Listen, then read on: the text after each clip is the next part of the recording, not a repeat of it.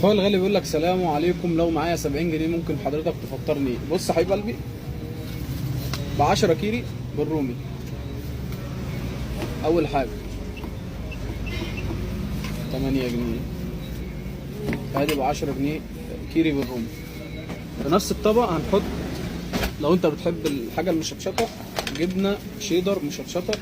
ولما اقول جبنه شيدر مشطشطه فحاجه تاني خالص، اللي بيحب الحامي. تمام. وادي ب 10 شيدر، يبقى كده ايه 20. وعندك 10 بيض 30، وعندك 10 رومي و10 لانشون بسطرمه ادي 50. وادي عندك شيبسي ب5 وعصير بيست ب7 ادي 12. وقلنا كام 50 يبقى 62. وعندك 8 جنيه عيش فينو يبقى دي 70 جنيه.